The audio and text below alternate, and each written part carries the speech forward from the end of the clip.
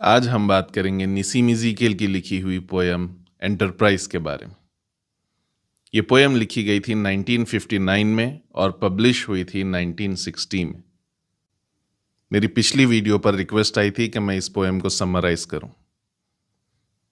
इस पोयम में total 6 stanzas है और हम हर स्टैंजा को वन बाय वन समराइज करेंगे। It started as a pilgrimage, exalting minds and making all the burdens light. The second stage explored but did not test the call. The sun beat down to match our rage.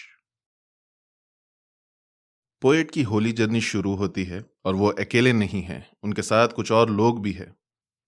उनके mind में खुशी और ideas भरे हुए हैं, जिसकी वजह से उनके बोझ भी उन्हें हल्के लगने लगते हैं।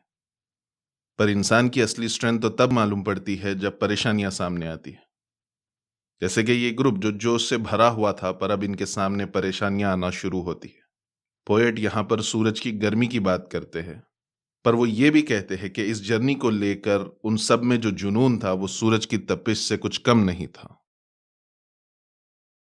We stood it very well, I thought, observed and put down copious notes on things the peasants sold and bought, the way of serpents and of goats, 3 cities where a sage had taught.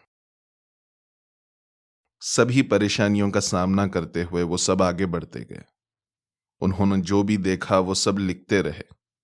वो लिखते रहे कि कैसे किसान और मजदूर सामान खरीदते और बेचते थे, जहां पर धोखा भी था और मासूमियत भी। वो ऐसे 3 शहरों से भी गुजरे जहां पर एक बाबा या संत कुछ सिखा रहे थे। But when the differences arose on how to cross a desert patch, we lost a friend whose stylish prose was quite the best of all our batch. A shadow falls on us and grows.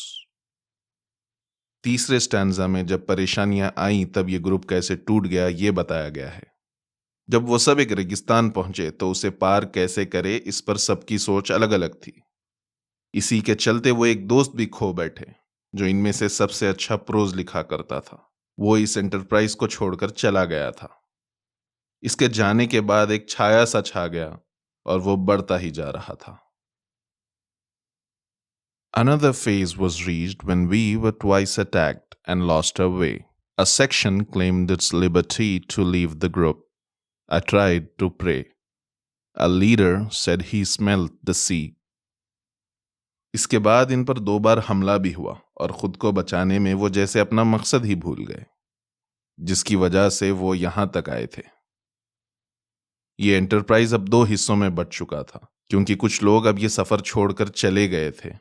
ये बिखरा हुआ group देखकर poet को बहुत तकलीफ होती है, पर प्रे करने के अलावा वो कुछ कर भी नहीं सकते थे। ग्रुप का लीडर कहता है कि समंदर या मंजिल अब करीब है और उसकी खुशबू आ रही है। We noticed nothing as we went, a straggling crowd of little hope, ignoring what the thunder meant, deprived of common needs like soap. Some were broken, some merely bent. अब ऐसे लग रहा है कि हम कुछ भी महसूस नहीं कर पा रहे, बस थोड़ी सी उम्मीद बाकी है, पर जो जोश और जुनून पहले था वो अब नहीं है। बादल का गरजना भी उन्हें सुनाई नहीं देता। कुछ लोग तो इतने थके हुए हैं कि वो सीधे खड़े भी नहीं हो पा रहे। When finally we reached the place, we hardly know why we were there. The trip had darkened every face. Our deeds were neither great nor rare. Home is where we have to gather grace. Poet बताते हैं कि वो मंजिल तक तो पहुंच गए, पर वो खुश नहीं है, बल्कि बिखरे हुए, थके हुए और गुस्से में है। और अब ऐसे लगने लगा है कि जिंदगी का कोई मकसद ही नहीं है। इन्हें लगता था कि वो इस जर्नी से कुछ बड़ा करेंगे जिससे इतिहास में इनका नाम होगा, पर अब लगता है कि जैसे सब बेकार था, सब फजूल था। अब लगता है कि इस जर्नी पर नहीं आकर घर पर ही रहते तो शायद बेहतर था। इस पोयम का मीनिंग ये है कि जिंदगी आसान नहीं है। इसमें मुश्किलें भी है और परेशानियां भी है, और शायद मंजिल तक भी पहुंचने पर हमें खुशी ना मिले। इसलिए हमें ये याद रखना चाहिए कि मंजिल से ज़्यादा ज़रूरी ज़िंदगी का सफ़र है।